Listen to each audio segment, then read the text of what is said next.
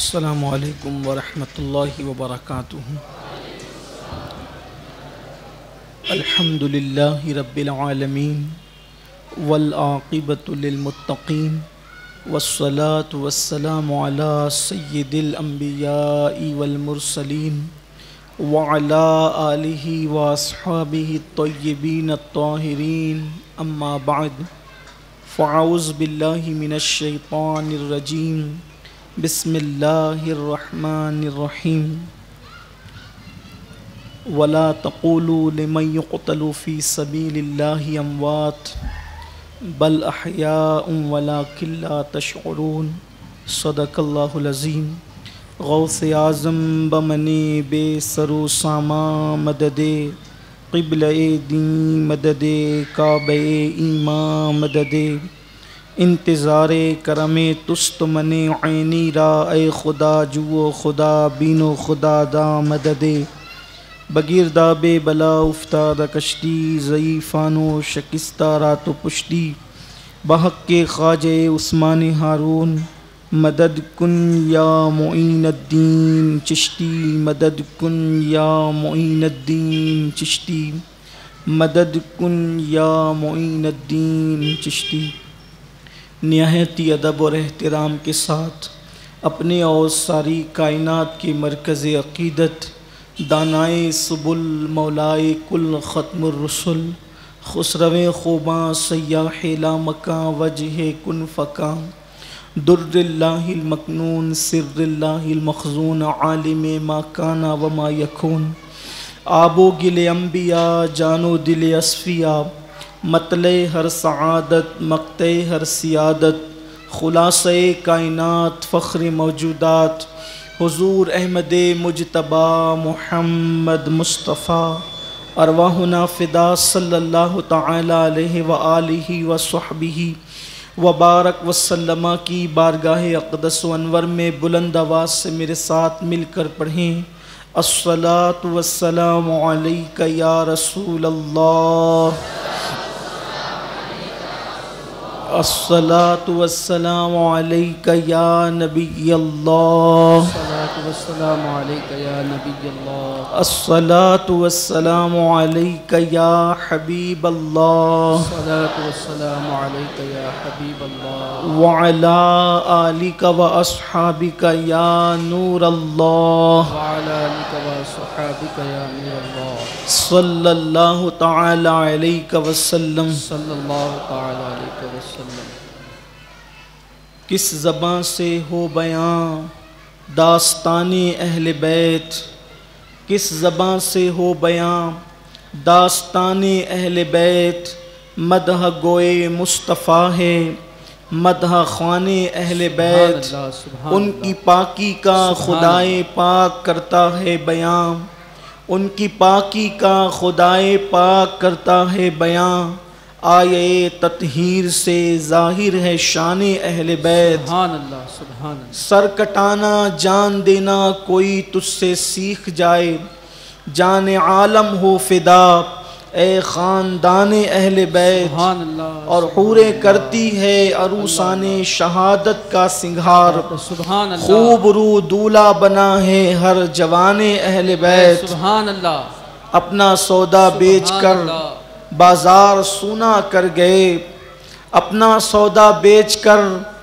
بازار سونا کر گئے، کون سی بستی بسائی سبحان اللہ، تاجران اہل بیت، سبحان اللہ، کون سی بستی بسائی تاجران اہل بیت، اور ان کے گھر میں بے اجازت جبرائیل آتے نہیں، ان کے گھر میں بے اجازت جبرائیل آتے نہیں، قدر والے جانتے ہیں قدر شان اہل بیت، اور بے ادب گستاخ فرقے کو سنا دے اے حسن، یوں کہا کرتے ہیں سنی داستان اہل بیت۔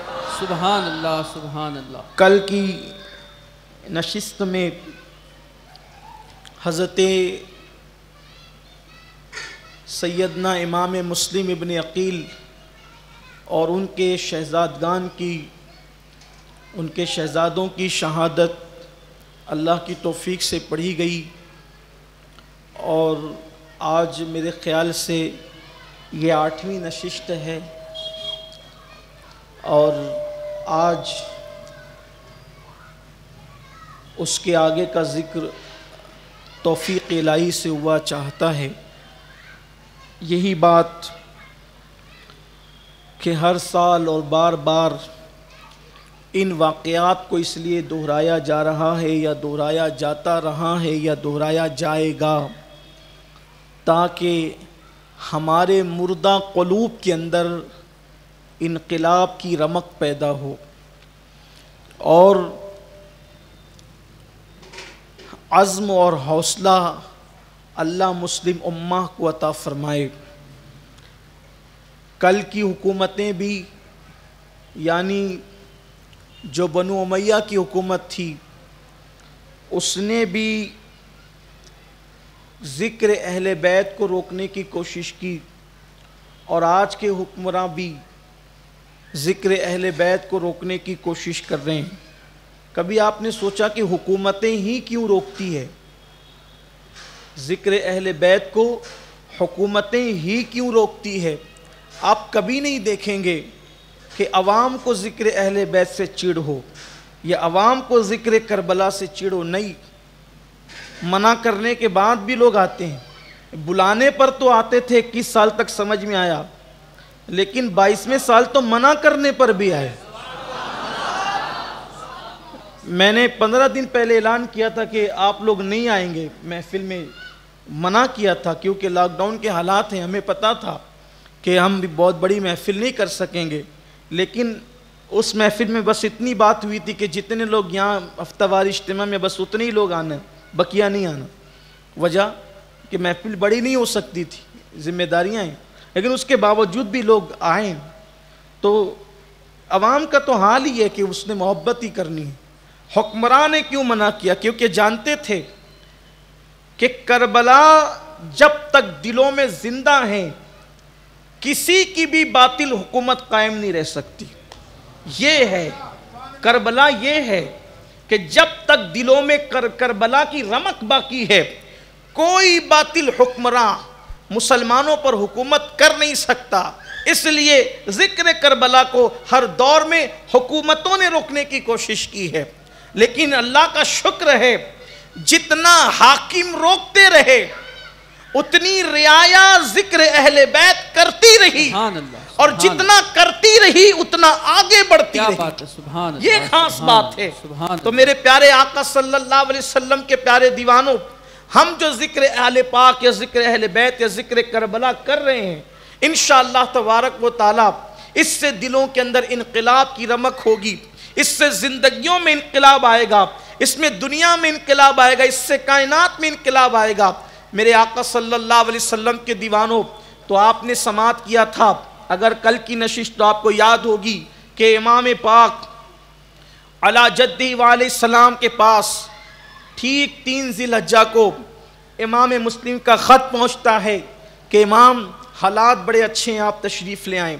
کوفہ والوں نے بیعت کر لی ہے، جانثاری کا جذبہ بھی ان کے اندر ہے، یہ ابھی اپنے عہد سے پلٹے نہیں ہیں۔ ادھر امام مسلم کی جس دن شہادت ہوئی اسی دن امام حسین کے پاس 3 ذی الحجہ کو خط پہنچا۔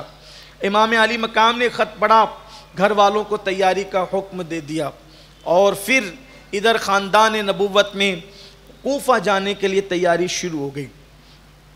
جب عبداللہ ابن زبیر رضی اللہ تعالیٰ عنہ، حضرت عبداللہ ابن عباس رضی اللہ تعالیٰ عنہ، حضرت سیدنا ابو سعید خدری مولا کائنات کے شاگرد حضرت سعید ابن مسیب، ان حضرات کو پتہ چلا، حضرت جابر ابن عبداللہ انصاری رضی اللہ تعالیٰ عنہ انہیں پتہ چلا، تو ہر ایک آ کر کہتا امام آپ کوفہ نہ جائیں، کوفی لا یوفی، وہ اپنا عہد توڑ دیں گے۔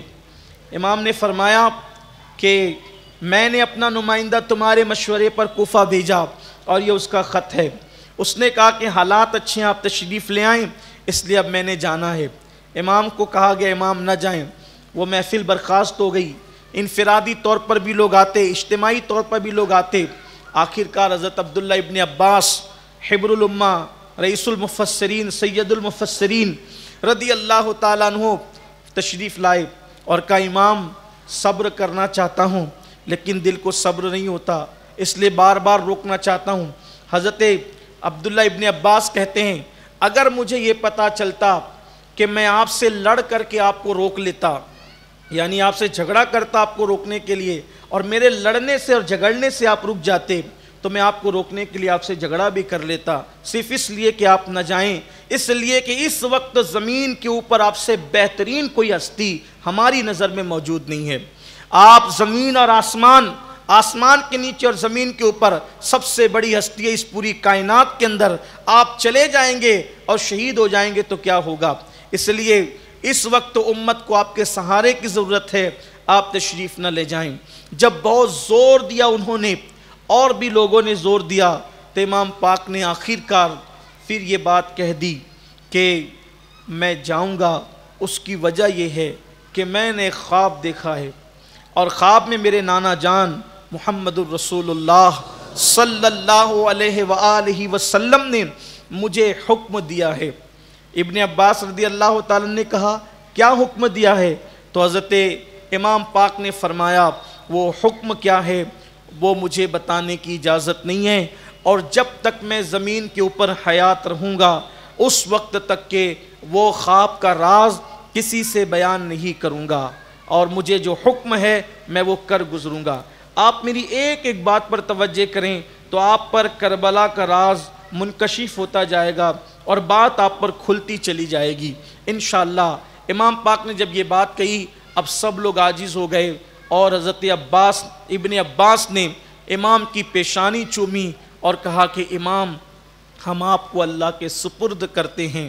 پھر اس کے بعد حضرت ابن عباس سے نہیں رہا گیا تو ابن عباس نے ایک تجویز پیش کی، امام اگر آپ جانا ہی چاہتے ہیں تو ٹھیک ہے آپ چلے جائیں، لیکن میری گزارش ہے کہ عورتوں اور بچوں کو ساتھ نہ لے جائیں، مجھے ڈر لگتا ہے کہ کہیں آپ اپنی بیوی اور اپنے بچوں کے سامنے ذبح نہ کر دیے جائیں اور آپ شہید نہ کر دیے جائیں، مجھے ڈر لگتا ہے، اس لیے کہ خاندان نبوت میں شہرت تھی امام علی مقام کی شہادت کی، اور اب ایسے قرائن اور آثار لگ رہے تھے کہ امام پاک کی شہادت بالکل قریب سے قریب تر ہے، اور حضرت عبداللہ ابن عباس رضی اللہ تعالیٰ عنہ جہاں پر رسول اللہ صلی اللہ علیہ وآلہ وسلم کے چچا زاد بھائی ہیں وہیں پر مولائے کائنات کے بھی وہ چچا زاد بھائی ہیں اور مولائے کائنات کے شاگرد بھی ہیں، تو بہت سارے راز کی باتیں انہیں پتہ تھی، بڑے روئے یہاں تک کہ محمد بن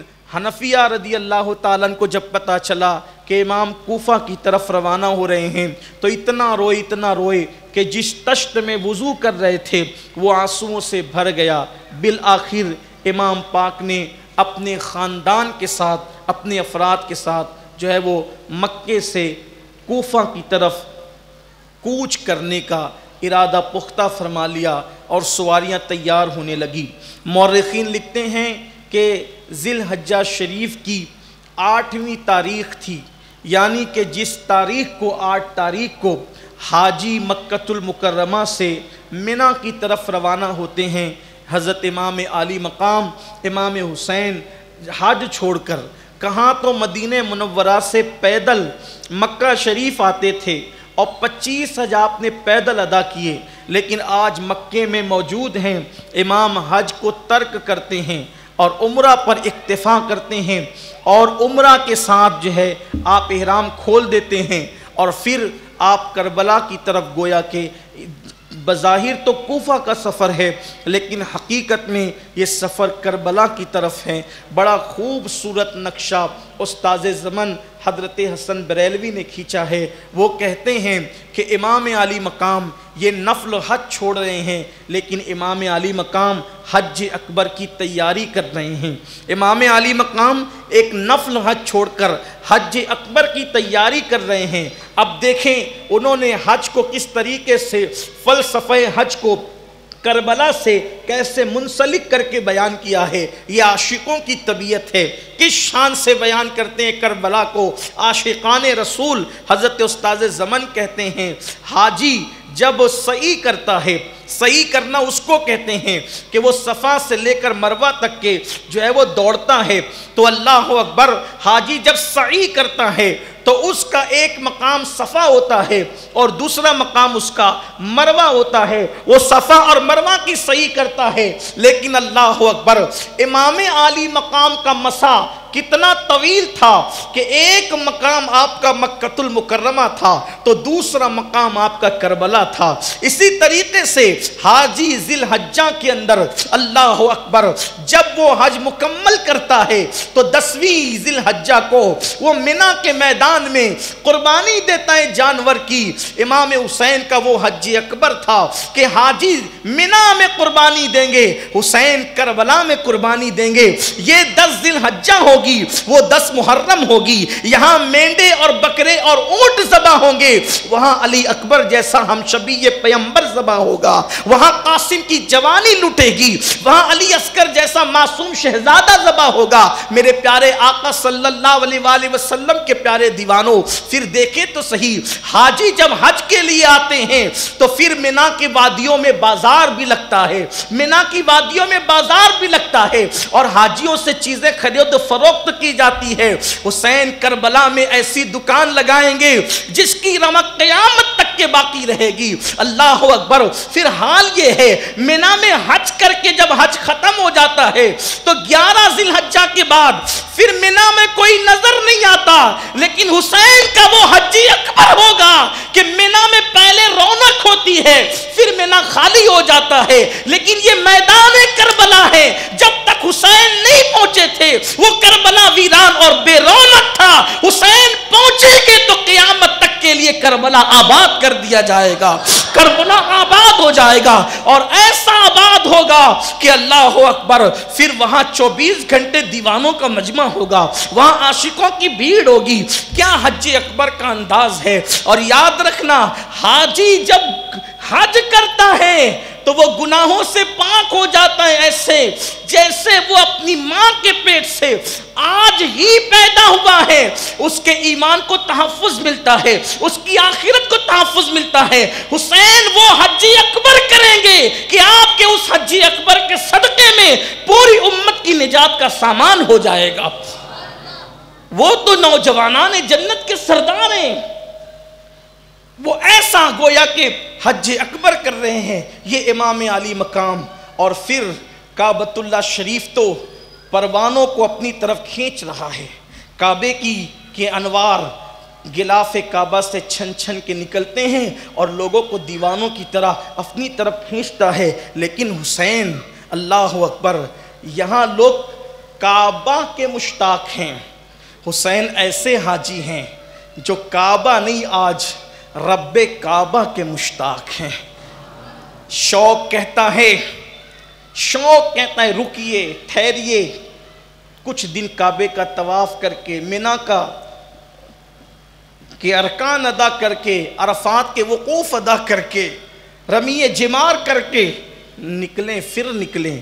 ذمہ داری کہتی حسین آج حج سے بڑی ذمہ داری یہ ہے کہ حج کی آبرو کو بچایا جائے، قرآن کی روح کو بچایا جائے، نانا کے دین کو بچایا جائے.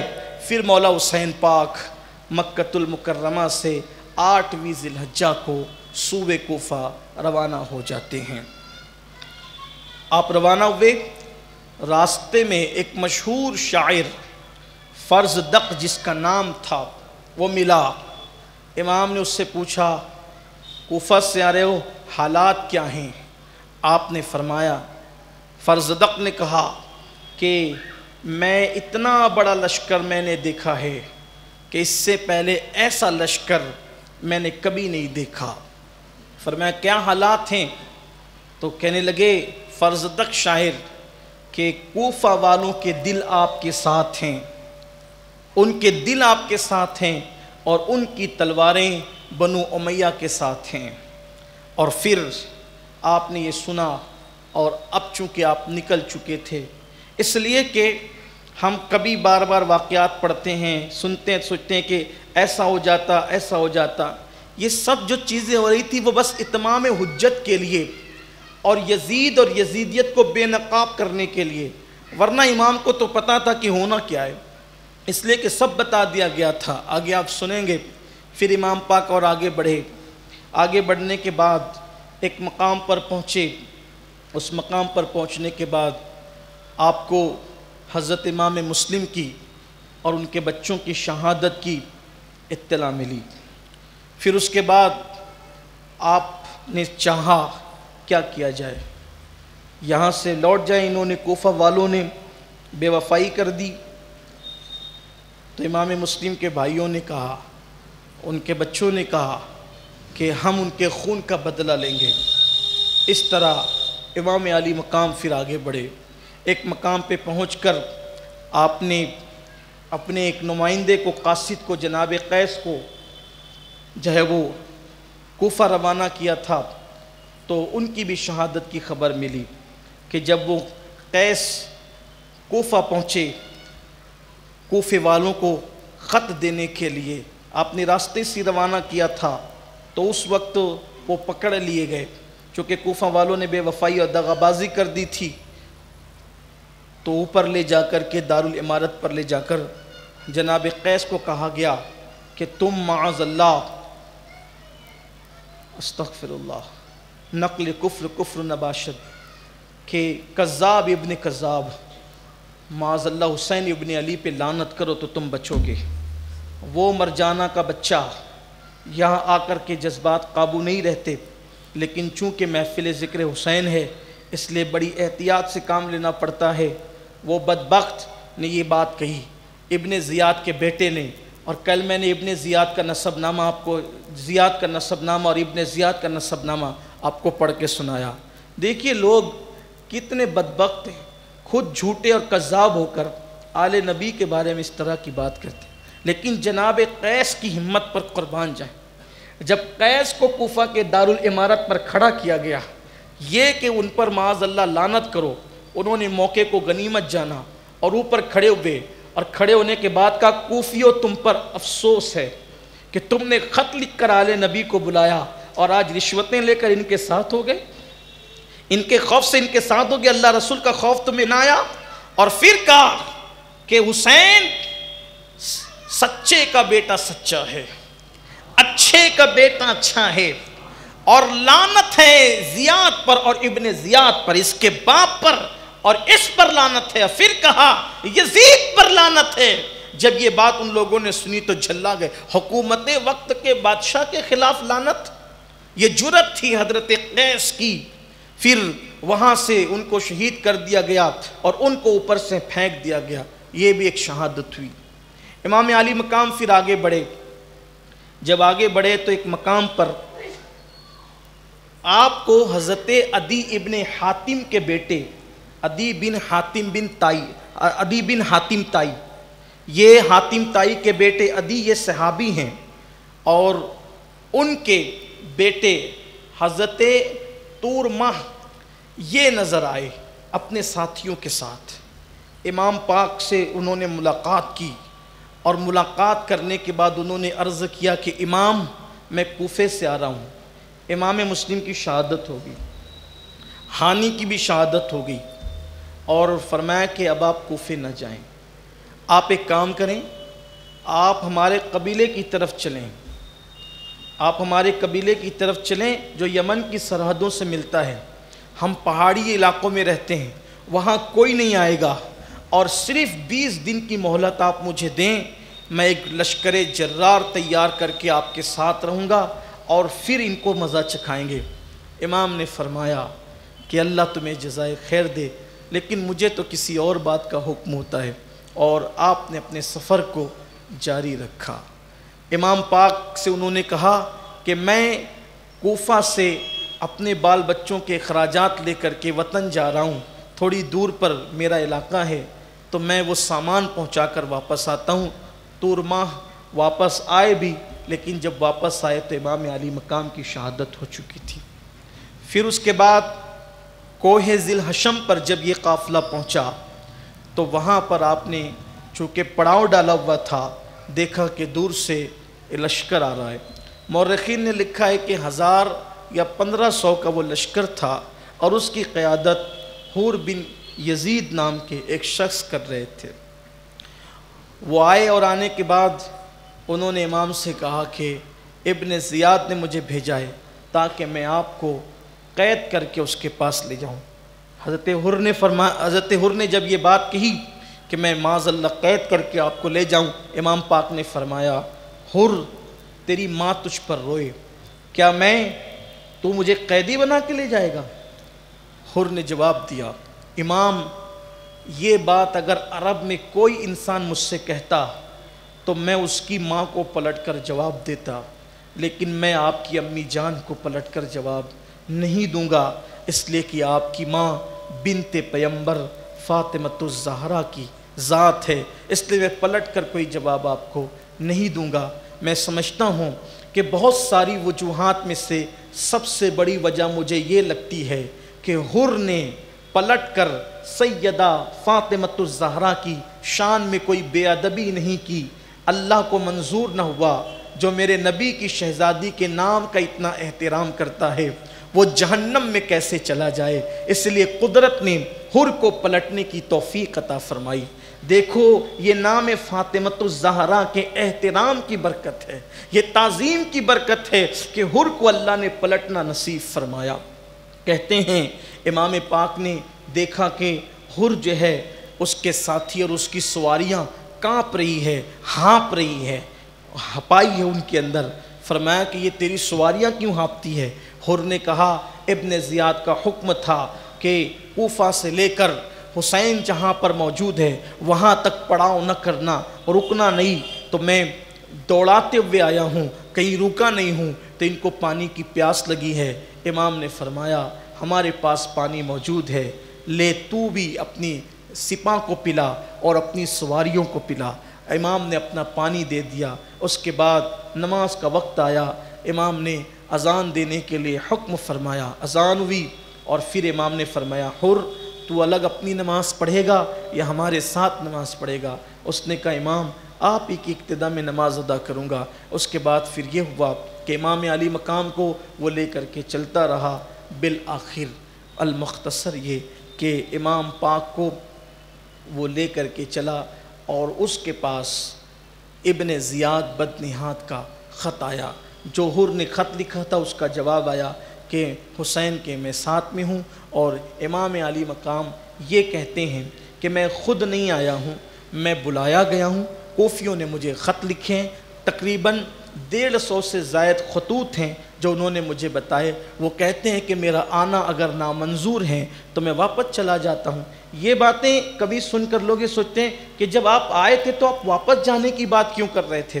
دراصل یہ واپس جانے کی بات نہیں ہو رہی تھی، یہ حجت تمام ہو رہی تھی کہ ہم نے ہر جگہ جنگ کو ٹالا ہے لیکن انہوں نے ہم پہ جنگ مسلط کی ہے۔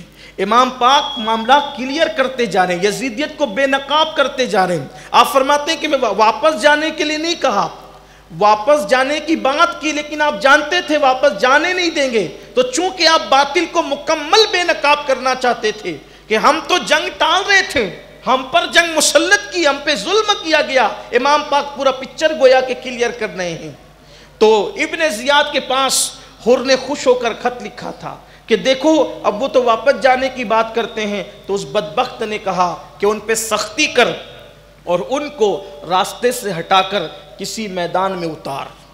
امام پاک کو جب یہ حر کے پاس یہ خط آیا تو اس نے امام پاک سے کہا کہ دیکھو یہ ابن زیاد نے یہ بھیجا ہے، تو میرے پاس 1000 سپاہ موجود ہیں، اگر میں کچھ بھی کرتا ہوں تو یہ اس کو اطلاع کریں گے، اس کے جاسوس بھی اس میں موجود ہیں، تو اس لیے آپ اتر کر چلیں۔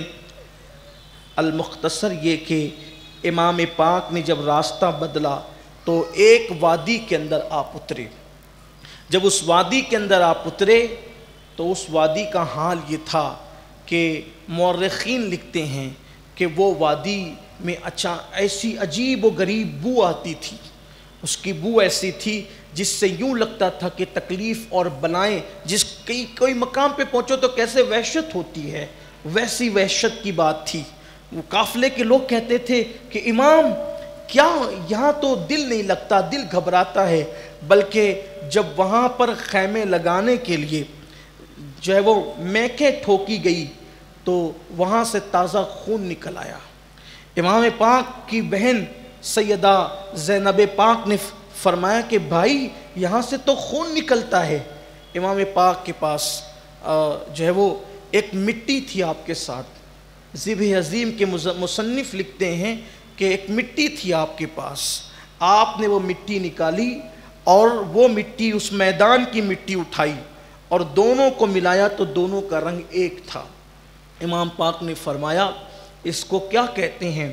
تو بتایا گیا کہ اس کو کربلا کہتے ہیں، وادی طف اس کو کہتے ہیں، کربلا کہتے ہیں اس کو۔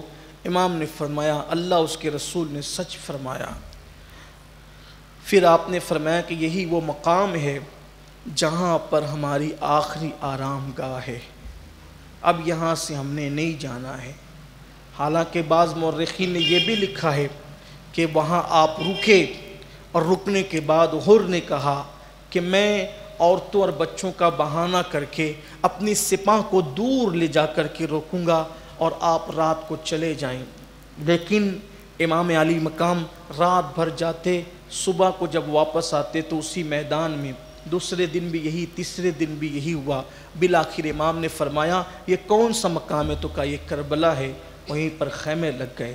بلکہ ایک مورخ یہاں تک لکھتے ہیں کہ جب وہاں پر رکے تو امام پاک نے فرمایا اس زمین کا مالک کون ہے؟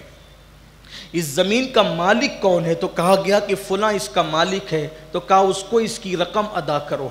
تو شہزادے علی اکبر نے پوچھا بابا کم و بیش 18 مقام پر یا 38 مقام پر ہم نے قیام کیا مکے سے لے کے یہاں تک۔ مورخین لکھتے ہیں کہ امام علی مقام مکے سے جب کربلا آئے تو 18 یا 38 مقام پر آپ نے قیام کیا اور پڑاؤ ڈالا۔ بعض نے 18 لکھا، بعض نے 38 لکھا۔ 18 یا 38 مقام پر ہم نے پڑاؤ کیا، آپ نے کہیں قیمت ادا نہیں کی۔ یہ کون سا مقام ہے جہاں وحشت ہوتی ہے اور آپ رقم اور قیمت ادا کرنے کی بات کرتے ہیں زمین کی؟ تو آپ نے فرمایا بیٹے جہاں قبریں بنتی ہے وہاں کی زمین خریدی جاتی، دوسروں کی زمین پہ ہم قبریں نہیں بنائیں، ہم قبروں کے لیے زمین، یہاں ہماری قبریں بننی ہیں۔ امام پاک فرماتے ہیں سب کی آنکھوں میں آنسو آ گئے۔ بہن کہنے لگی بھیا ایسی بات نہ کرو، اللہ آپ کو طویل عمر عطا کرے۔ اس کے بعد خیمے لگ گئے اور پھر اللہ اکبر 2 محرم الحرام کو امام علی مقام کے خیمے کربلا شریف کے اندر 61 ہجری کو لگ گئے۔ ادھر ابن زیاد بدنہاد بانی فساد نے عمرو بن سعد کو بلایا اور بلا کر کے کہا کہ تم اس وقت ایران جا رہے تھے، وہاں بغاوت ہو گئی تھی اور ان کا سر کچلنا ضروری تھا، لیکن اب اس سے زیادہ ضروری حسین کا سر کچلنا ہے معاذ اللہ۔ اور یہ جو 6000 کا لشکر ہے، یہ 6000 کا لشکر لے جاؤ اور لے جا کر کے حسین کا مقابلہ کرو۔ یعنی پہلی ٹکڑی لشکر کی جو آئی وہ 6000 تھی، اسی لیے بعض مورخین کو مغالطہ ہوا کہ سامنے کی فوج 6000 تھی، 6000 نہیں تھی۔ پہلا حصہ جو فوج کا آیا وہ 6000 تھا۔ امام یافعی رحمۃ اللہ علیہ جو بڑے معتبر اور ثقہ راوی ہیں اور بڑے عظیم مصنف ہیں اہل سنت کے، وہ فرماتے ہیں کہ 22000 کا لشکر تھا۔ 22000 کا لشکر، پہلے 6000 آیا، پھر 10000 آیا، پھر 4000 آیا، اس طریقے سے وہ لشکر بڑھتا گیا اور 22000 کا لشکر تھا۔ آپ حیران ہوں گے کہ 72 نفوس ٹوٹل 82 ہے یا زیادہ سے زیادہ 100 ہے، اور بہت زیادہ تعداد جس نے بیان کی ہے محب تبری کہتے ہیں 145 لوگ تھے، زیادہ سے زیادہ 125 لوگ مان لیں آپ، 175 پر جو ہے وہ 125 ہوتے ہیں، 145 لوگ یعنی 150 سے بھی کم تھے۔ حالانکہ زیادہ تر مورخین جس کو بیان کرتے ہیں وہ 82 نفوس ہیں، 90 نفوس ہیں، اور 72 وہ لوگ ہیں جو مرد ہیں جو لڑ سکتے ہیں۔ یہ ہے تعداد، اور بڑی تعداد جنہوں نے بیان کی مبالغے کے ساتھ 145 سے زیادہ تو کسی نے بیان ہی نہیں کیے۔ 72 نفوس، 22000 کا لشکر، 1 گنا نہیں، 2 گنا نہیں، 100 گنا بھی نہیں۔ 72 کا 100 گنا کتنا ہوتا ہے آپ غور فرمائیں، اور وہاں 22000 کا لشکر۔ کیا بات تھی؟ ابن زیاد جیسا 22000 کا لشکر کیوں بھیج رہا تھا؟ اس لیے کہ بدر میں بنو ہاشم کی شجاعت اور دلیری کو دیکھ چکے تھے، احد میں بنو ہاشم کی شجاعت اور دلیری کو دیکھ چکے تھے، تو یہاں اللہ اکبر، وہاں تو چند تھے بنو ہاشم، یہاں تو اکثریت میں، تعداد میں نبی کے شہزادے سب کے سب موجود تھے، گویا کہ پورا گھرانے کی اکثر افراد وہاں پر سمٹ آئے تھے، تو ان کی شجاعت اور بہادری سے ایسے خوف زدہ تھے کہ 72 کے مقابلے میں ان لوگوں نے جو ہے وہ 22,000 کا لشکر بھیجا۔ اس پر بھی بس نہیں کیا، ابھی آگے آپ سنیں گے، پانی بھی بند کیا کہ بھوکے اور پیاسے رہیں تاکہ مقابلہ کرنے میں آسانی ہو۔ شہزادوں سے اتنا خوف تھا اس لیے کہ جانتے تھے ایک علی سے مقابلہ آسان نہیں، اور وہاں کئی علی موجود تھے۔ نبی کا گھر بھی کیا گھر ہے کہ اس گھر کا ہر ایک بچہ جہاں پیدا ہوا شیر خدا معلوم ہوتا ہے۔ حالانکہ جو اصل علی ہے اس کی بات بھی جدا ہے، اور جو نسل علی ہے اس کی بات بھی جدا ہے۔ میں کمپیئر نہیں کر رہا ہوں، لیکن وہاں تو علی اکبر ہیں، علی اوسط ہیں، علی اصغر ہیں، پرتوے علی کتنے ہیں، عباس علمدار ہیں، جناب قاسم ہیں، عبداللہ بن حسن ہیں، فضل بن علی ہیں، محمد بن علی ہیں، اون بن علی ہیں، عمر بن علی ہیں، عثمان ابن علی ہیں۔ علی کے کتنے بیٹے ہیں؟ میدان کربلا کے اندر گھبرائے ہوئے تھے، 22,000 کا لشکر، تو 6,000 کا لشکر دے کر پہلی ٹکڑی ابن زیاد نے کہا کہ ایران جانے کی بجائے آپ جائیں اور کربلا میں حسین کو مقابلہ کریں۔ عمر بن سعد جو حضرت سعد ابن ابی وقاص کا بیٹا تھا وہ تھوڑا گھبرایا، اس نے کہا کہ اس مہم پر آپ کسی اور کو بھیجیں، میں ادھر ہی جاتا ہوں۔ تو اس بدبخت نے کہا کہ اگر ادھر جو ہے وہ تجھے رے کی حکومت، یہ جو کتابوں میں رے لکھا ہوتا ہے تو اس سے مراد موجودہ تہران ہے، اس کو تہران بھی کہتے ہیں، تہران بھی کہتے ہیں۔ ہندوستان میں بھی تہرانی نسل اب تک موجود ہے، ابھی بھی ہے۔ اس طرف راجستھان کے اندر بعض شہروں کے اندر تہرانی نسل ابھی بھی موجود۔ تو کہا کہ تہران کی حکومت تجھے نہیں ملے گی، یا تو تہران کی حکومت لے، رے کی حکومت لے، اور وہ لینا ہے تو حسین سے مقابلہ کر، اور اگر اس سے مقابلہ نہیں کرتا تو وہ حکومت نہیں ملے گی۔ جب یہ بات عمرو بن سعد کے گھر والوں کو پتہ چلی تو گھر کے ہر فرد نے کہا کہ نبی کی اولاد کے خون میں اپنے ہاتھ نہیں رنگنا، رے کی حکومت چھوڑ دے۔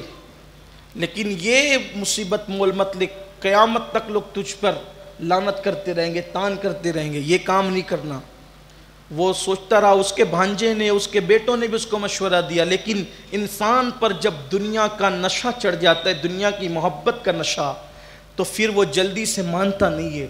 اس بدبخت نے بالآخر یہ فیصلہ کیا کہ میں رے کی حکومت کے لیے حسین سے مقابلہ کروں گا، اور 6,000 کا لشکر لے کر وہ پہنچا۔ جب وہ وہاں پر پہنچا، امام کو پتہ چلا کہ لشکر آ گیا ہے، تو امام علی مقام نے جو ہے وہ کوئی گفتگو اس سے نہیں فرمائی، اس نے اپنا آدمی بھیجا، اور آدمی بھیج کر کے کہا کہ وہ کیوں آئے ہیں؟ امام نے فرمایا ہم آئے نہیں، ہم بلائے گئے، اور بلایا گیا یہ خطوط ہیں۔ امام نے فرمایا کہ اگر میرا آنا ناپسند ہے تو میں تو یہ کہتا ہوں کہ میں جہاں سے مجھے واپس جانے دو۔ پھر امام نے فرمایا کہ اگر یہ بھی منظور نہیں ہے تو پھر مجھے ملک شام جانے دو، میں یزید سے خود بات کروں گا۔ بیعت کرنے کی بات تو امام نے کبھی نہیں کی، آپ نے کہا میں بات کروں گا۔ امام جانتے تھے کہ بیعت کرنے کے بعد بھی کچھ ہونا نہیں ہے، اور بیعت کرنے سے شریعت مطہرہ پر آنچ بھی آنی ہے اور جان بھی جانی ہے، اور اگر بیعت نہیں کرتے شریعت محفوظ ہوگی، جان جاتی ہے تو چلی جائے۔ امام جانتے تھے، اس لیے کہ امام حسن کے ساتھ کیا کیا گیا؟ امام حسن مجتبیٰ نے تو بیعت کر لی تھی بعض مورخین کے نزدیک، اس کے باوجود بھی انہیں زہر تو دیا گیا نا۔ زہر تو ملک شام سے ہی آتا رہا نا. یزید کی کوششیں جیسے کہ میں امام حسن کے ضمن میں بیان کر چکا ہوں کہ مروان کے ذریعے سے ملک شام سے جو ہے وہ زہر آتا رہا اور دیا جاتا رہا. کم و بیش 4 سے 5 مرتبہ زہر دیا گیا. جان تو لے لی گئی نا, جان تو اس وقت بھی لی گئی. تو یزید تو خاموش بیٹھنے والا نہیں تھا, اس کے لیے تو آل نبی کا وجود ہی بہت بڑی مصیبت تھی, وہ برداشت نہیں کر سکتا تھا. تو امام پاک جانتے تھے انجام کیا ہونا ہے, جان جاتی ہے تو چلی جائیں, شریعت کی آبرو نہیں جانے دیں گے. تو یزید تو یوں بھی جان لیتا تھا, جیسے امام حسن کی جان لی یزید نے, امام حسن پاک کی جان لی, امام حسین کی بھی لیتا. اس کو برداشت نہیں تھا اس بدبخت کو. اور آپ جانتے ہیں کہ بنو ہاشم سے اس کی دشمنی کا عالم کیا تھا. میرے پیارے آقا صلی اللہ علیہ وآلہ وسلم کے پیارے دیوانوں, ہوا کیا؟ عمر بن سعد نے جب یہ بات سنی, کیا فرماتے کہ مجھے واپس جانے دو جہاں سے میں آیا ہوں, یا یزید سے مجھے خود بات کرنے دو, میں ملک شام جاتا ہوں. تیسری بات, یا پھر کسی ایسے علاقے میں مجھے جانے دو جہاں میں جا کر گوشہ عافیت میں اپنی زندگی گزار لوں. امام جانتے تھے کچھ قبول اور منظور نہیں ہونا ہے, آپ حجت تمام کر رہے ہیں. بار بار کہتا ہوں, بے نقاب کر رہے ہیں. ہم جنگ کو ٹالتے رہے, ہم لڑائی کو ٹالتے رہے, لیکن لڑائی ادھر سے مسلط ہو رہی تھی. بے نقاب کیا امام نے, قدم قدم پر بے نقاب کیا. عمر بن سعد تو خوش ہو گیا, دیکھو یہ مسئلہ کتنے جلدی سے اچھے سے حل ہو رہا ہے. اس نے جو ہے وہ خط لکھا کہ ابن زیاد دیکھ, امام تو اس طرح کی بات کر رہے ہیں, اس سے بہت بڑا فائدہ ہوگا, مسئلہ ہی حل ہو جائے گا اور لڑائی بھی نہیں ہوگی, جنگ بھی نہیں ہوگی. جب یہ خط وہاں پہنچا تو ابن زیاد نے سوچا کہ بات تو اچھی ہے, ایک کام کرتے ہیں, چلو مسئلہ حل ہوتا ہے تو ہو ہی جائے. وہاں پر شمر ذل جوشن بیٹھا ہوا تھا, یہ اس کو کوڑ کا مرض تھا, یہ کوڑی تھا.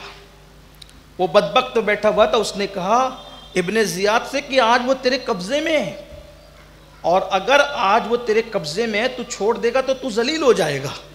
ان کو جانے مت دے, ان کو قتل کر یا ان کو غلام بنا کر بلا, قیدی بنا کر بلا, تاکہ لوگ تیری عزت اور حشمت اور تیرا دبدبہ دیکھیں. اور میں نے تو سنا ہے کہ ابن سعد رات رات بھر بیٹھ کر ان سے گفتگو کرتا رہتا ہے, ساز باز کر لیا اس نے, وہ ڈھیل دے رہا ہے, معاملے کو طول دے رہا ہے. اگر تو نے ان کو چھوڑ دیا تو تو ذلیل ہوگا, عزت تو نہیں کی ہوگی. اس نے خوب ورغلایا اس بدبخت نے.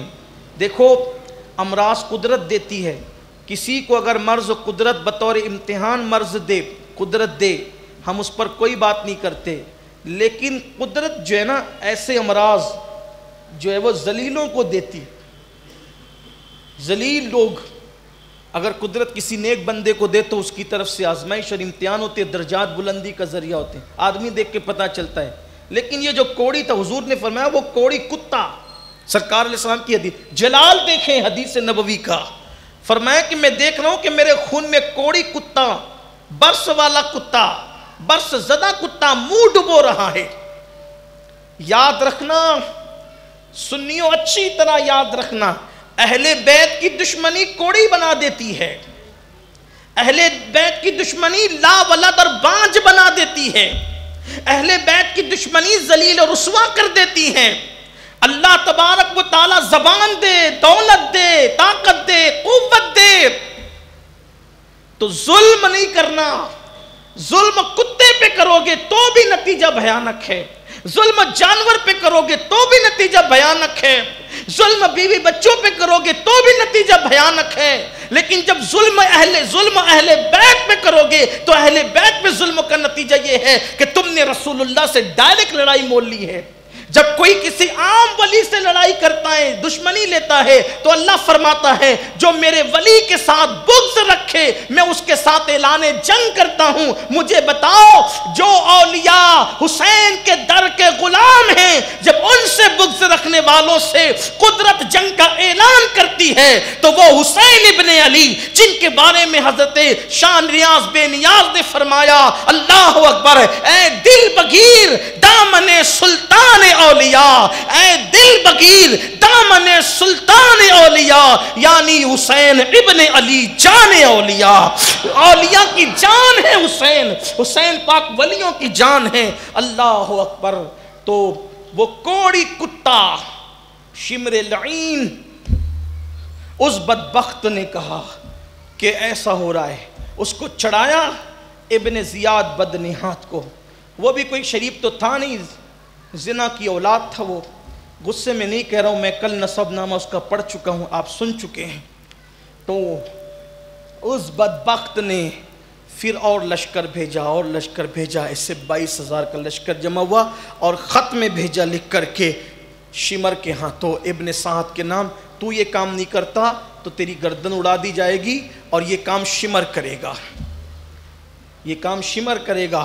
شمر خط لے کر کے پہنچا اور پہنچنے کے بعد عمر بن سعد سے کہا ابن سعد اگر تو یہ کام نہیں کرتا تو یہ کام میں انجام دوں گا، اگر تو یہ کام نہیں کرتا تو یہ کام میں نے انجام دینا ہے اور تو معزول ہو جا۔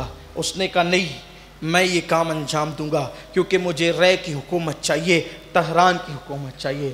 اور پھر 7ویں محرم کو یہ بدبخت شمر پہنچا اور 7 محرم الحرام کو امام پر پانی بند کر دیا گیا۔ 500 لوگ فرات پر رکھے گئے تھے۔ پہلی مرتبہ جب 500 لوگ تھے، حضرت عباس 4 یا 5 لوگوں کو لے کر کے گئے اور لڑتے ہوئے پہلی بار پانی لے کر کے آئے، پانی لے کر کے آئے۔ شروع میں 7ویں محرم کی صبح کو پانی پہنچا، لیکن جب وہ پانی ختم ہو گیا، جب انہوں نے دیکھا کہ یہ پانی لے کر کے گئے ہیں تو پھر انہوں نے اتنا پہرا بڑھا دیا کہ پھر وہاں پہنچنا مشکل ہو گیا۔ اس طرح سے 7 محرم سے۔ اور ایک کتاب میں یہ بات بھی موجود ہے کہ پانی کے لیے اہل بیت تک پانی پہنچانے کے لیے حضرت عباس نے اتنی کوشش کی، حضرت غازی عباس نے اتنی محنت کی کہ وہاں 3 سے 4 کنویں کھودنے کی کوشش، تاریخ میں آتا ہے، لیکن وہاں پانی نہیں نکلا۔ وہاں قدرت کو منظور یہی تھا، بلکہ بعض صوفیہ نے تو، یہ کتاب کی روایت نہیں ہے، یہ سینہ بسینہ ایک بزرگ نے بیان فرمایا کہ بعض بزرگوں نے تو یہاں تک کہ فرمایا صوفیہ نے کہ کربلا میں جس دن 7 محرم کو پانی بند ہوا، یہ سینہ بسینہ والی روایت ہے، اس کو قبول کرنا ہو تو کرنا، چھوڑ دینا، کتاب والی نہیں۔ اور یہ سینہ بسینہ والی روایت میں بیان نہیں کرتا تقریر میں، کتابی والی بیان کرتا ہوں، لیکن آج زبان پر آ گئی تو عرض کروں۔ 7 محرم سے لے کر 10 محرم تک حضرت امام علی اصغر کو گود سے گود میں منتقل کیا جاتا رہا، زمین پہ نہیں رکھا گیا۔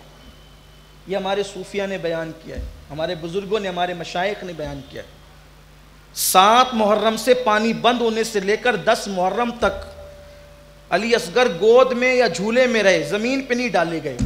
وجہ یہ تھی کہ اگر علی اصغر زمین پہ ڈال دیے جاتے، اگر علی اصغر زمین پہ ڈال دیے جاتے اور روتے ہوئے ایڑیاں رگڑ دیتے تو پھر وہاں کوئی چشمہ ابل پڑتا، وہاں پھر کوئی چشمہ ابل پڑتا۔ اس لیے گود سے گود میں منتقل۔ ہمارے مشائخ کی بات ہے، جو مشائخ نے کہا اگر آپ قبول کر سکتے ہو، کوئی بات نہیں، یہ میں نے جو ہے وہ آپ تک وہ بات پہنچائی، آپ کے لیے کتاب ہی ٹھیک ہے، لیکن یہ باتیں بھی ہیں۔ حضرت وارث پاک فرماتے تھے کتابوں کی کربلا اور ہے، عاشقوں کی کربلا اور ہے۔ فرماتے تھے کہ اب بھی عاشقوں کو کربلا دکھائی جاتی ہے، اسی لیے تو حضرت علاء الحق پنڈوی رحمۃ اللہ علیہ 10 دن تک کمرے میں بند ہوتے تھے۔ ہمارے اکثر مشائخ یہ 10 دن جو ہے وہ اپنے کمروں میں گزارتے تھے، کمرے میں رہ کر، اس لیے کہ ان کو کربلا دکھائی جاتی تھی۔ قدرت کی شان ہے۔ اب آپ کہیں گے کہ کربلا کیسے دکھائی جاتی تھی، ہندوستان سے یا پنڈوا سے؟ تو میں کہوں گا اس کو تو مانتے ہیں نا کہ جیلان میں کھڑے رہ کر کے غوث پاک نے عرفات دیکھا، وہ بھی بچپنے میں دیکھا، تو جب غوث پاک کو بچپنے میں عرفات دکھایا جا سکتا ہے تو پھر کسی کو کربلا بھی دکھایا جا سکتا ہے۔ نگاہ چاہیے، غوث پاک کی خیرات چاہیے، پھر وہ نظر آتا ہے۔ تو میرے آقا صلی اللہ علیہ وسلم کے دیوانوں، تو پانی کی کوشش کی گئی، یہ بھی تاریخ میں موجود ہے، لیکن پانی بند تھا، اس لیے کہ قدرت بھی بتا رہی تھی کہ جس کو نوجوانوں نے جنت کا سردار بنایا ہے اس میں ظرف کتنا ہے، طاقت کتنی ہے، امتحان دینے کا حوصلہ کتنا ہے۔ اور 7 محرم سے پانی بند ہوا، 7 محرم گزری، 8 محرم گزری، 9 محرم گزری۔ 9 محرم کو شام کے وقت سورج غروب ہو رہا ہوگا، سرزمین کربلا پر سورج 9ویں کا غروب ہو رہا ہوگا۔ اس وقت آپ امام پاک اپنی تلوار، جو دراصل مولائے کائنات کی تلوار تھی، ذوالفقار حیدری جس کو کہتے ہیں، مولا علی کی تلوار تھی، اس وقت امام پاک کے پاس تھی۔ امام حسین علی جدی علیہ السلام نے اس پر ہاتھ رکھا اور یوں سر رکھا، آنکھ لگ گئی۔ آپ یہاں غور کریں روایت پر، سامنے لشکر ہو، لشکرنی، اگر 2-4 لوگوں کے ہاتھ میں تلوار بھی ہو تو کئی راتوں کا جگا ہوا آدمی بھی سو نہیں پاتا، اس کے ہاتھ میں تلوار ہے۔ فساد کے موقع پر آپ دیکھیں، محلے میں گاڑیاں لگی ہے، پہرے لگے، یہ لگے، وہ لگے، پھر بھی لوگ رات کو جگتے ہیں، پتہ نہیں کب حملہ ہو جائے۔ یہ دشمن سامنے 22,000 کا لشکر، سکون کتنا ہے کہ بستر تو بستر ہے، امام علی مقام تلوار پہ ہاتھ رکھ کر بھی سو رہے ہیں۔ یہ کتنے سکون، پرسکون رہنے کی علامت ہے۔ اور یاد رکھنا، جو حق پر ہوتا ہے وہ ہمیشہ پرسکون ہوتا ہے، اور جو حق سے ہٹتا ہے وہ ہمیشہ بے چین ہوتا ہے۔ اسی لیے کسی نے کہا ہے کہ حسن کے 100 لباس ہیں پھر بھی وہ مطمئن نہیں، حسن کے 100 لباس ہیں پھر بھی وہ مطمئن نہیں، عشق پہن کے مست ہے یہ ایک دریدہ پیرہن، عشق پہن کے مست ہے یہ ایک دریدہ پیرہن۔ تو حسین پرسکون تھے، حق پر تھے، سچائی پر تھے، صداقت پر تھے۔ امام علی مقام تلوار پہ ہاتھ رکھ کے سو رہے، آنکھ لگی۔ امام پاک نے اس آنکھ لگی تھی کہ کوئی آواز سنی، گھوڑوں کے دوڑنے کی آواز سنی، جانوروں کے چلانے کی آواز سنی۔ امام پاک کی آنکھ کھلی تو آپ نے اپنے بھائی حضرت غازی عباس کو یاد کیا، عباس یہ کیسا شور ہے؟ سرکار عباس نے عرض کیا کہ آقا وہ لڑنے کے لیے انہوں نے اپنے گھوڑے دوڑا دیے۔ امام نے فرمایا ان سے کہو شام کا وقت ہے، وہ کیا چاہتے ہیں؟ کہ وہ بیعت چاہتے ہیں۔ ان سے کہو ایک رات کی مہلت دے دو، آنے والی شب عاشور ہے، ہم عبادت کریں، اللہ کی بارگاہ میں سجود نیاز پیش کریں، تلاوت کریں، کل صبح دیکھیں گے، ابھی مہلت دے دو۔ امام نے ایک رات کی مہلت دی۔ سیدہ زینب آئی، بھیا کیا ہوا؟ فرمایا بہن آج کی رات ہماری زندگی کی آخری رات ہے۔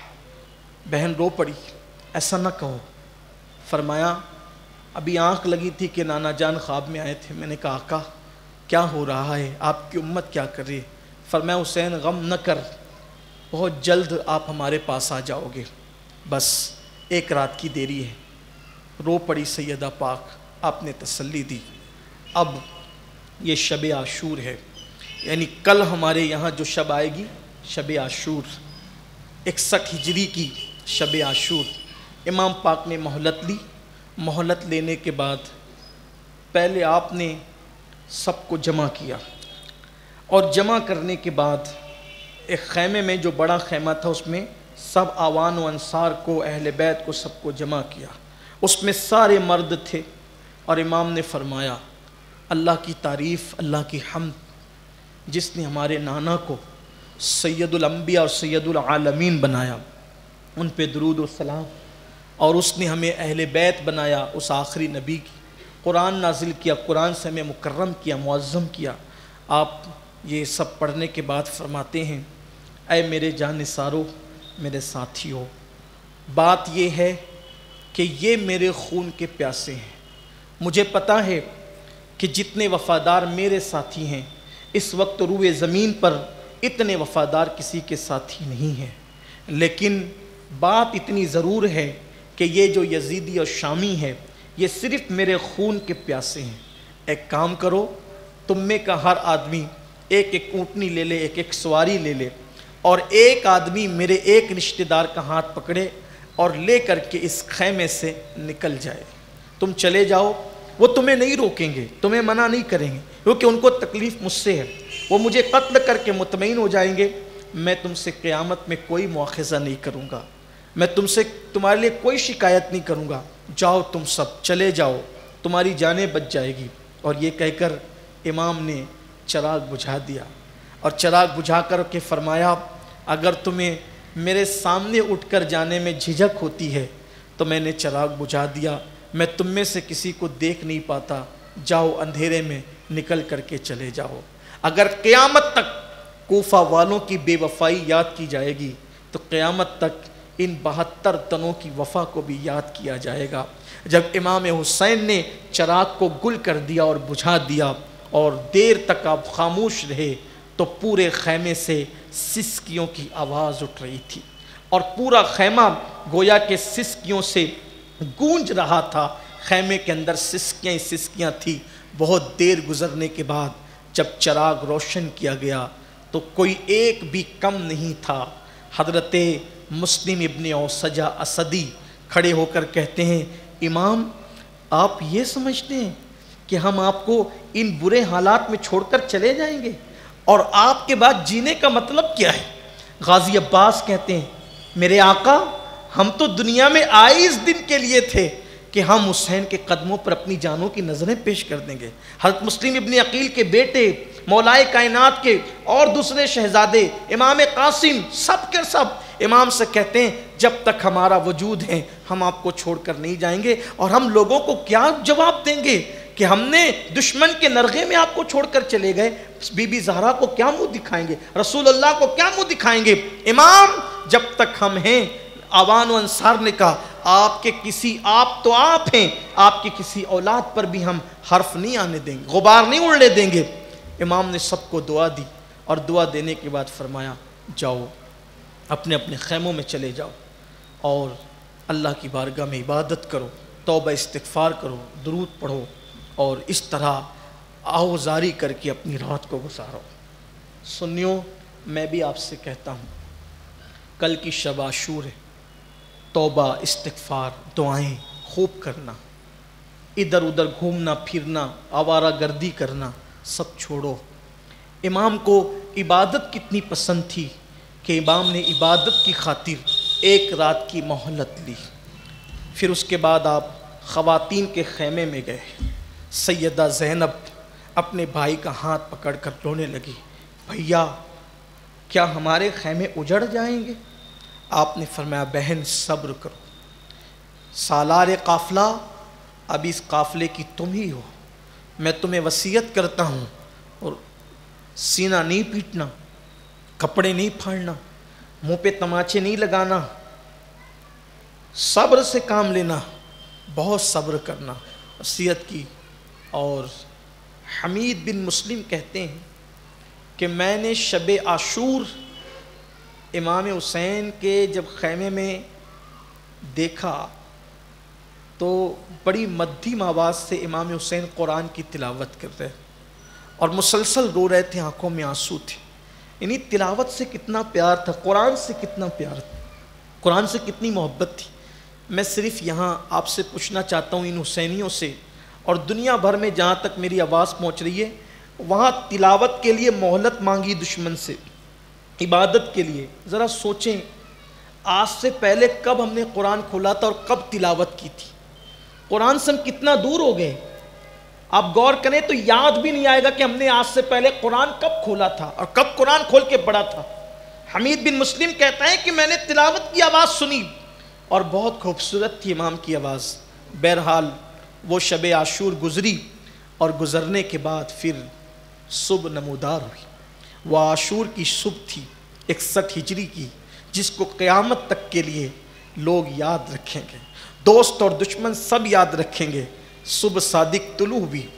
ہر دن مدینہ شریف سے لے کر کربلا میں آنے تک ہر دن کوئی اذان پڑھتا تھا، ہر بندہ اذان پڑھتا تھا، لیکن آج جب شب عاشور ختم ہو کر صبح عاشور نمودار ہوئی ہے تو مولا حسین نے اپنے جواں سال 18 سال کے بیٹے مولا علی اکبر سے کہا، علی اکبر آج فجر کی اذان تم دو گے، آج فجر کی اذان تم دو گے۔ مورخین لکھتے ہیں، سیرت نگاروں نے لکھا ہے کہ امام علی اکبر جیسے شکل میں ہم شبیہ پیمبر تھے، ویسے آپ کی آواز بھی مصطفیٰ جان رحمت کی آواز کے مشابہ تھی۔ علی اکبر نے صبح کے وقت، وہ یادگار صبح، اس صبح کے وقت آخری نماز کی اذان پڑھی۔ کربلا کا میدان کیسے گونج گیا ہوگا، کیسے گونجا ہوگا جب علی اکبر نے، ہم شبیہ پیمبر نے رسول اللہ کے مشابہ آواز میں جب فجر کی اذان پڑھی ہوگی۔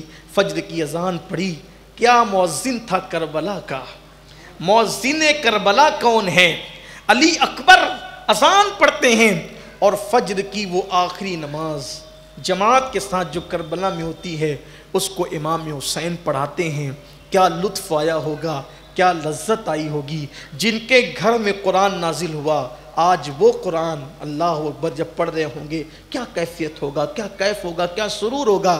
نماز ہوئی اور پھر وہ خون آشام، سورج طلوع ہوا کربلا کی زمین پر 61 ہجری کا، اور پھر جنگ کا نقارہ بجا دیا گیا، دونوں طرف سے لشکروں کو ترتیب دے دیا گیا۔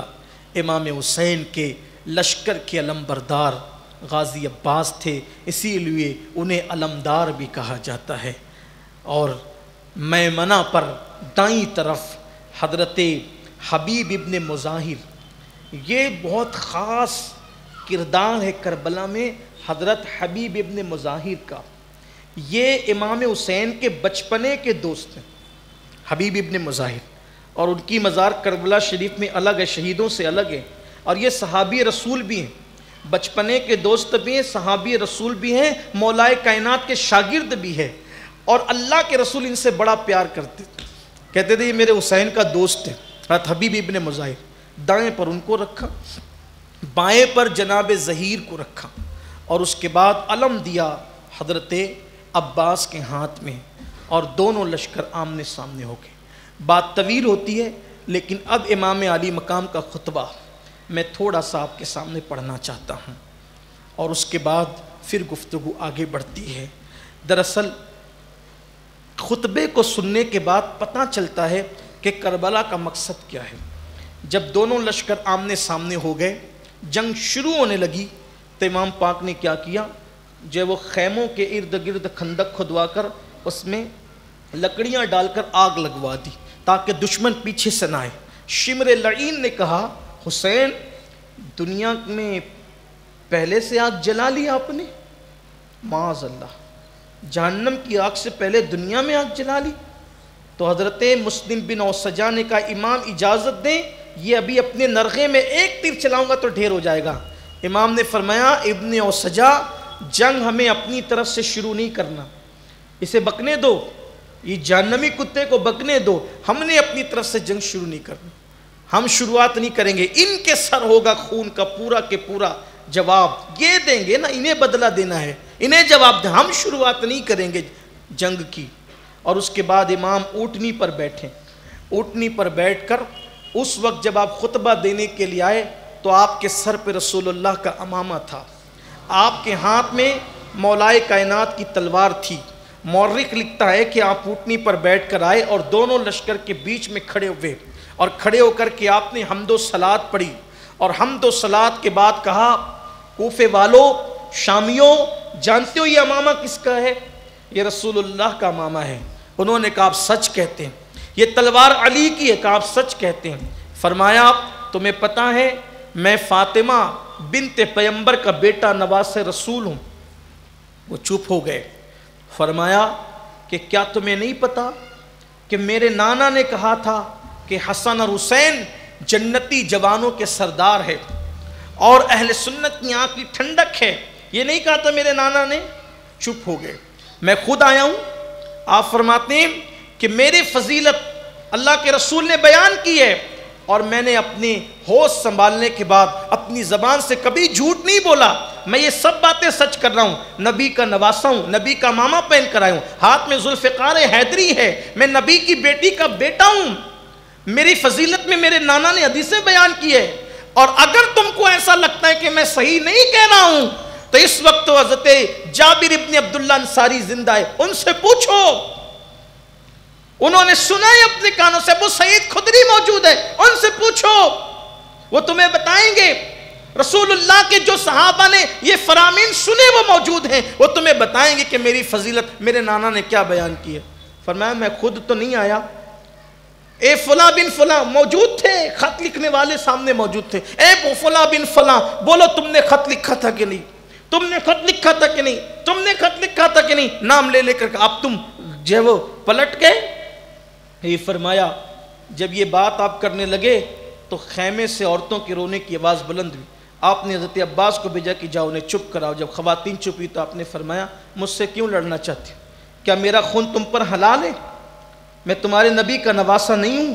میرے خون میں اپنے ہاتھوں کو رنگین نہ کرو, میرے خون میں اپنے ہاتھوں کو رنگین نہ کرو ورنہ رسوا ہو جاؤ گے. اور سنو, میں نے کسی کا قتل کیا ہے, میں نے کسی کا مال لوٹا ہے, میں نے ڈکیتی کی ہے, میں نے کوئی برائی کی ہے جس کے بدلے میں تم مجھے قتل کرنا چاہتے ہو؟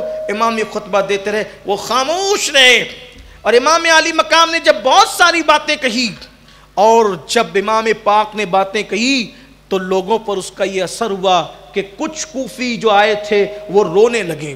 اور جب وہ رونے لگے تو ایسا لگا کہ کہیں جو ہے ماحول پلٹی نہ ہو جائے اور کوفی امام علی مقام کے ساتھ نہ ہو جائے. اس خطبے کو سننے کے بعد تو عمر بن سعد اور شمر ذی الجوشن نے کہا حسین بس کرو, یہاں خطبے کا وقت نہیں ہے, یا بیعت کرو یا لڑائی کرو.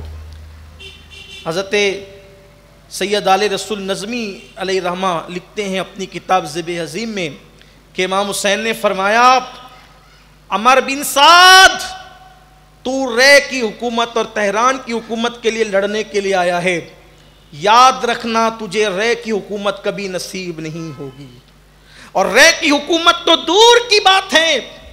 اے عمر بن سعد میں دیکھ رہا ہوں کہ کوفہ میں تیرا سر نیزے کے اوپر ہے اور بچے اس کو پیچھے سے پتھر مار رہے ہیں, میں یہ منظر دیکھ رہا ہوں. اس نے کہا حسین دھمکی نہ دو, یا لڑو یا پھر بیعت کرو. امام پلٹ کر واپس گئے. خطبے کا یہ اثر تو ہوا کہ حر جو 1000 سپاہ کے برابر مانا جاتا تھا, اس نے پوچھا ان سے لڑیں گے؟ کہاں لڑیں گے. عمر بن سعد نے کہا لڑائی کا ادنا درجہ یہ ہوگا کہ سر کٹ کٹ کے گاجر مولی کی طرح گریں گے اور ہاتھ کٹیں گے.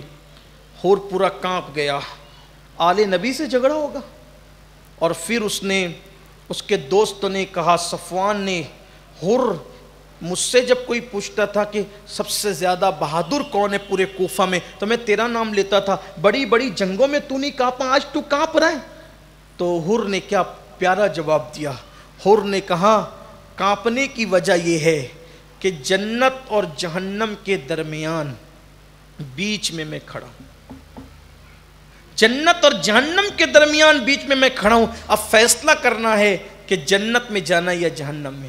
مولائے کائنات نے ایک مرتبہ عمر بن سعد سے کہا تھا, او عمر بن سعد, او عمر بن سعد, ایک وقت آئے گا کہ اللہ تجھے جنت اور جہنم کے درمیان کھڑا کرے گا اور تو جہنم کو پسند کرے. عمر بن سعد کو بھی یہ بات کہہ دی گئی تھی. کتنی واضح دلیلیں ہیں سب. حر نے کہا صفوان سے کہ میں اس لیے کانپ رہا ہوں کہ مجھے جنت اور جہنم میں فیصلہ کرنے جانا کدھر ہے. بالآخر حر کی قسمت نے یاوری کی, بی بی زہرا کا ادب کام آیا, بی بی سیدہ کی تعظیم کام آئی. اور پھر کیا ہوا کہ حر نے گھوڑے کو ایڑ لگائی اور قافلہ حسینی کی طرف آئے. آنے کے بعد کا امام مجھے اندازہ نہیں تھا, توجہ کریں, رحمت للعالمین کے نواسے پر. ابھی تو اب تک سب سے بڑا قصوروار کون ہے؟ کربلا لانے تک کون ہے؟ حر. وہ سب سے بڑا قصوروار مجرم آ کر کہتا ہے امام مجھے اندازہ نہیں تھا کہ یہ آپ کے ساتھ لڑیں گے اور یہ نوبت آئے گی. میں نے سوچا تھا کہ کوئی نہ کوئی صلح کی راہ نکل جائے گی، لیکن امام میں بہت پشیماں اور شرمندہ ہوں. امام میں پلٹ کر آیا ہوں، کیا میری معافی ہو سکتی ہے؟ میری معافی ہو سکتی؟ امام نے کہا حر قربان. یہ بھی نہیں کہا کہ جا تجھے معاف کیا، یہ بھی نہیں کہا. جملے دیکھیں، حر تو جہنم سے آزاد ہے. آؤ در زہرا پر پھیلائے ہوئے دامن، نسلیں ہیں کریموں کی لجپال گھران. اتنے بڑے بڑے مجرموں کو ایسے معاف کرتے. میں تو کبھی سوچتا ہوں کہ اتنے بڑے مجرموں کو ایسے معاف کرتے ہیں تو غلاموں کو کب جانے دیں گے جہنم میں؟ عاشقوں کو کب جانے دیں گے جہنم میں؟ اور جنت پر تو ان کا اجارہ ہوگا، جنت پر تو ان کی حکومت ہوگی. نوجوانان جنت کے سردار ہیں.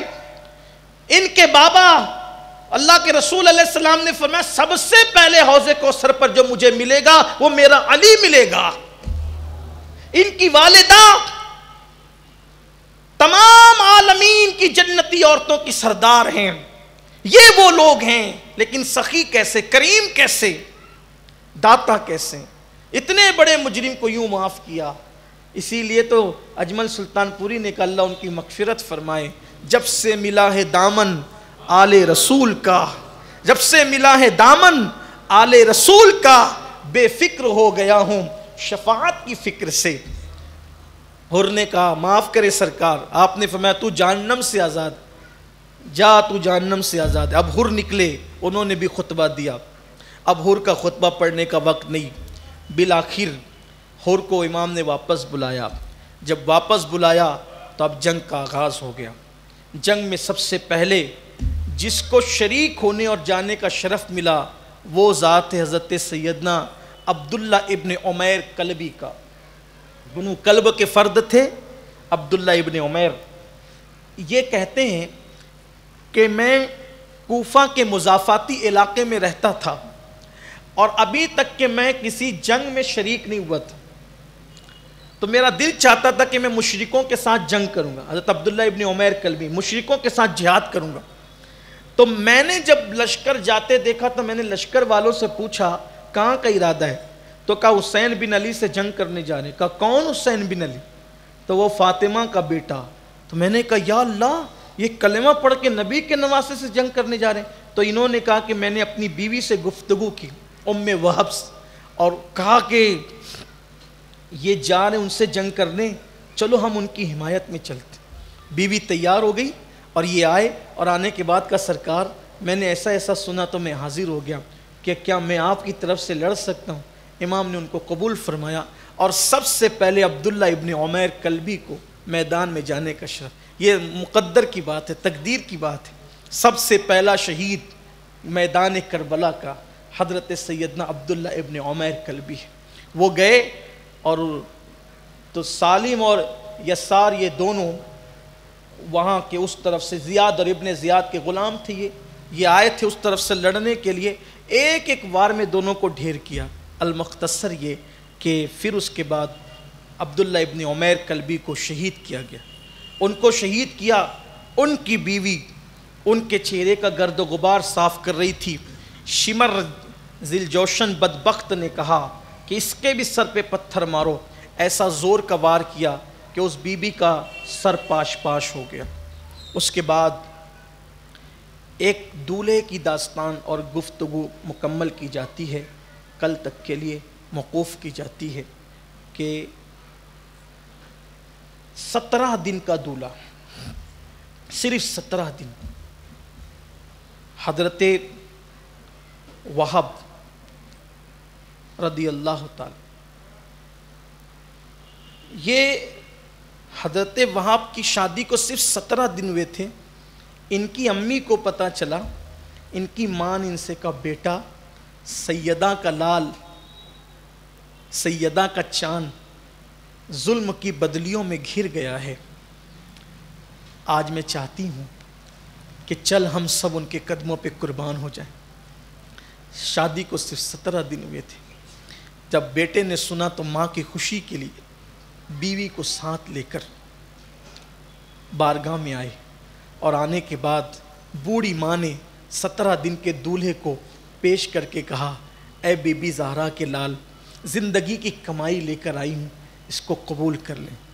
امام نے قبول کیا اور پھر ان کو میدان میں جانے کی اجازت دی۔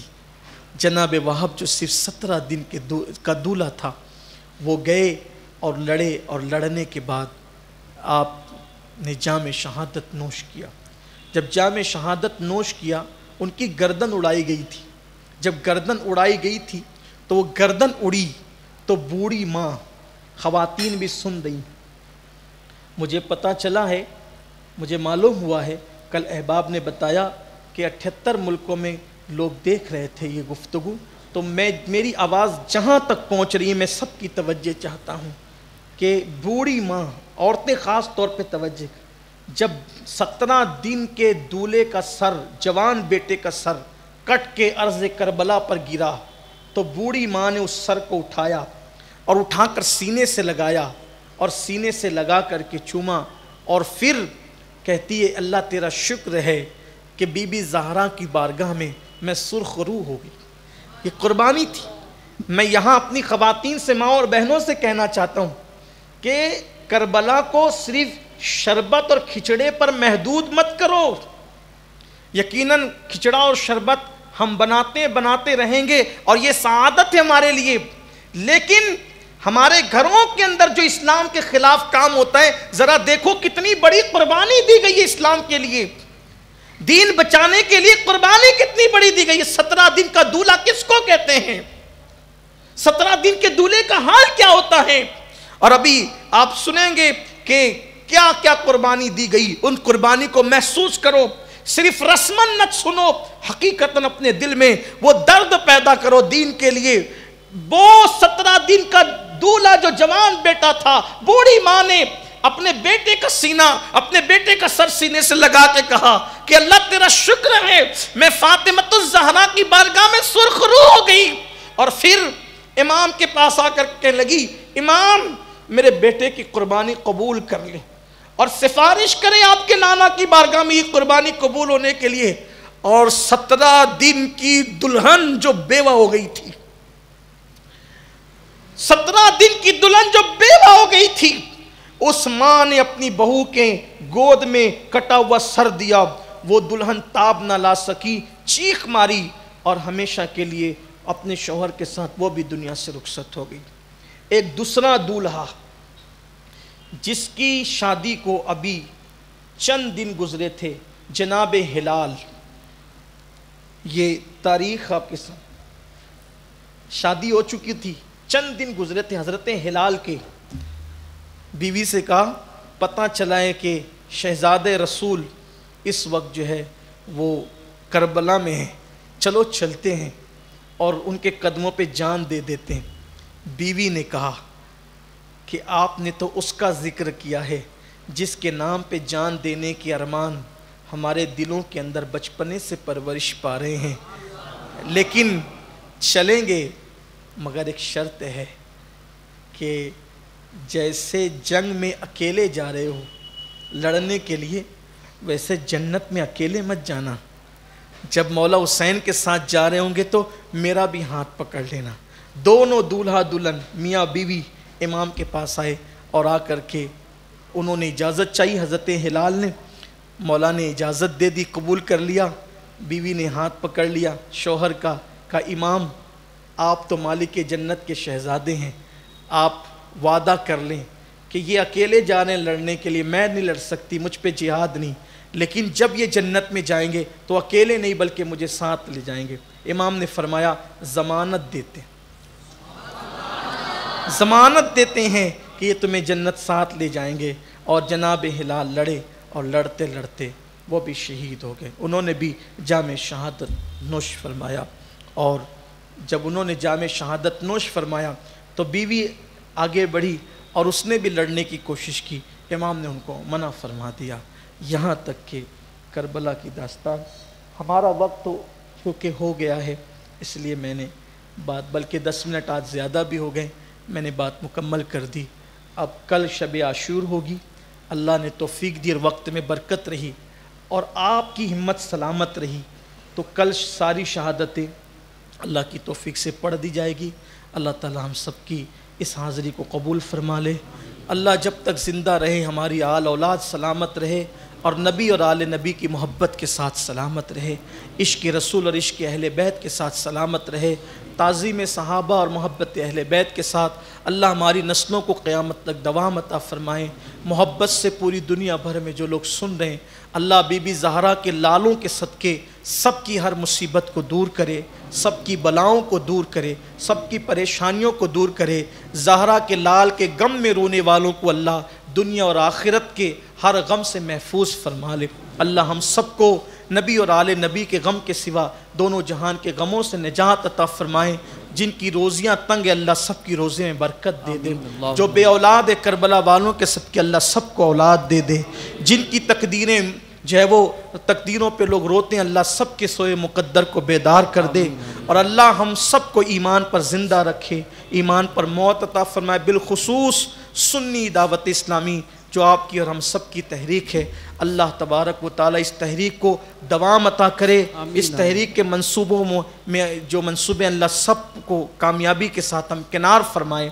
ایک اعلان سن لیں اور اس کو عام بھی کریں کہ عاشورہ کے دن انشاءاللہ جو عاشورہ کا دن ہوگا، اس سال شہر مالیگاؤں میں ایک تاریخی کام ہونے جا رہا ہے اللہ کی توفیق سے، کہ سنی دعوت اسلامی جو آپ کی اپنی تحریک ہے، سنی دعوت اسلامی کے زیر اہتمام اپنے شہر میں 7 مسجدوں کا افتتاح ہونے جا رہا ہے۔ سبحان اللہ، سبحان اللہ، سبحان اللہ۔ یہ مالیگاؤں جب سے بسا ہے اس دن سے لے کر عاشورہ تک میری اپنی معلومات میں یہ پہلا اتفاق ہے کہ ایک ساتھ 7 مسجدوں کا افتتاح ہو رہا ہے، ایک ساتھ، سبحان اللہ، ایک ہی دن میں 7 مسجدوں کا افتتاح، اور فقیر کو تو 8 مسجدوں کا افتتاح کرنے کا شرف حاصل ہو رہا ہے۔ 7 مسجدیں سنی دعوت اسلامی کی، ایک مسجد جو ہے وہ سنی اشرف اکیڈمی کی طرف سے،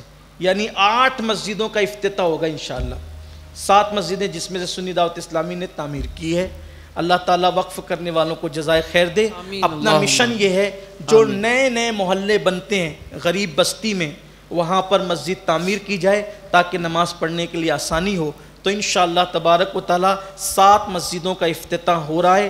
آپ اس میں دعا کریں کہ اللہ برکت دے، اور جتنے سنی دعوت اسلامی کے کارکنان ہیں، اراکین ہیں، اللہ سب کو مزید قوت طاقت دے، قوت حیدری دے، اللہ سب کو حوصلہ دے، ہمت دے کہ یہ نوجوان رات دن محنت کر رہے ہیں۔ اور جتنے آپ لوگ موجود ہیں، آپ سے بھی کہتا ہوں کہ آپ اپنے کاروبار کے لیے ٹائم دے رہے ہو، گھر کے لیے ٹائم دے رہے ہو، تھوڑا دین کے لیے بھی وقت نکالو، سنی دعوت اسلامی سے جڑو۔ چند نوجوان ایکٹیو ہو گئے، متحرک ہو گئے تو دیکھو اللہ کا شکر ہے کتنا کام ہو رہا ہے۔ چند نوجوان ایکٹیو ہو گئے، اگر آپ سب سنی دعوت اسلامی سے جڑ کر جو الگ الگ شعبہ جات اس میں کام کرو گے تو پھر مالیگاؤں کا نقشہ ہی بدل جائے گا انشاءاللہ۔ یہ اللہ کا بڑا احسان ہے، بڑا کرم ہے کہ اللہ تبارک و تعالیٰ نے، دیکھیے اس میں اپنی کوئی کوشش نہیں ہے، بلکہ سب اللہ تبارک و تعالیٰ کا کرم ہے اور اس کے محبوب کا کرم ہے، کربلا والوں کی خیرات ہے، بغداد اور اجمیر مقدسہ کا فیضان ہے کہ یہ کام ہو رہا ہے۔ بلکہ ہم یہ کہتے ہیں کہ میری طلب بھی انہی کے کرم کا صدقہ ہے، قدم یہ اٹھتے نہیں ہیں، اٹھائے جاتے ہیں۔ جن 7 لوگوں نے مسجد کی زمینیں وقف کی ہے، اللہ تبارک و تعالیٰ ان سب کے رزق میں، کاروبار میں برکتیں عطا فرمائیں۔ اور آپ سے بھی کہتا ہوں اللہ آپ کو نوازے تو اپنے ماں باپ کے نام سے، دادا دادی کے نام سے، مرحومین کے نام سے جو نئے نئے علاقے بس رہے ہیں وہاں پلاٹ خرید کر سنی دعوت اسلامی کے پاس آئیے، وقف کیجئے تاکہ ہر علاقے کے اندر مسجدیں قائم ہو اور لوگوں کے ایمان اور عقیدے کا تحفظ ہو۔ گفتگو کے درمیان کوئی غلطی ہو تو اللہ معاف فرمائیں۔ استغفر اللہ ربی من کل ذنب واتوب الیہ وما علینا الا البلاغ۔ السلام علیکم ورحمۃ اللہ وبرکاتہ۔ رسالت کے پروانوں ہر سنیچر کو بعد نماز عشاء سنی دعوت اسلامی کے عالمی مرکز اسماعیل حبیب مسجد میں سنی اجتماع ہوتا ہے۔ آپ حضرات پابندی کے ساتھ اس میں شرکت فرمائیں۔ سنی دعوت اسلامی کی web site sunni dawat islami.net پر وزٹ کریں اور بہت ساری دینی معلومات حاصل کریں۔